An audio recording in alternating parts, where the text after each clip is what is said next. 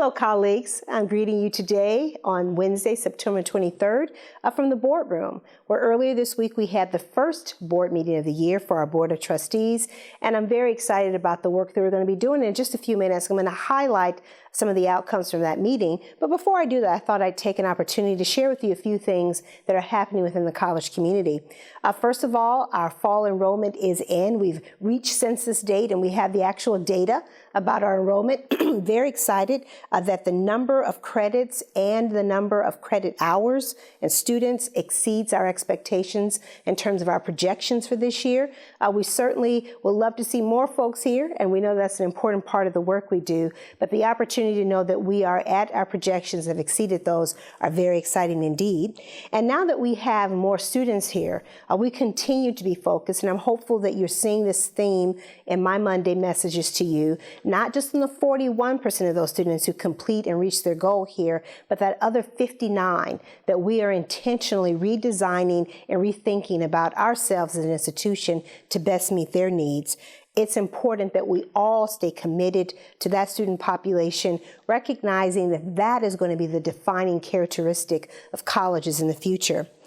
As I said, the board met on Monday and it had wonderful outcomes from that meeting. In particular, we had the opportunity to welcome and greet 3 new trustees to the Board of Trustees, and it was also the first meeting of our new chair, Ms. Marsha Smith.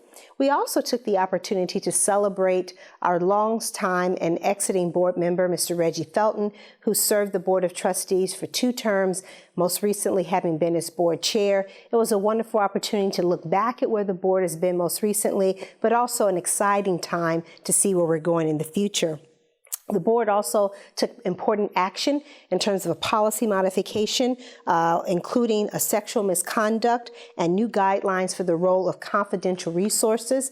As you know, there is a lot of conversations happening nationally regarding sexual assault and sexual misconduct on college campuses, and I'm so grateful to the college community for being proactive in the work we're doing in that space. The board also accepted the annual Performance Accountability Report. This is a report that we submit to the state that speaks to our outcomes in some very specific areas, and it looks at the college's performance over time, a very key indicator here. And the board spent a lot of time in its retreat focused on this, and then spent some time also at the Monday meeting reviewing that data. I submitted my written report, as I do each month, to the board, and in that, I highlighted the work that we're doing around pathways. As you know, I've asked many members of the college community to be engaged in this work, actually everyone, but I've asked many to read a book entitled Redesigning America's Community Colleges, A Clearer Path to Student Success. There's a lot of food for thought in those messages, and I'm hopeful that each of us will be actively engaged in having conversations about this type of work. Finally, I'd like to invite you to join me at my town hall meeting, which is going to take place on Wednesday, September 30th.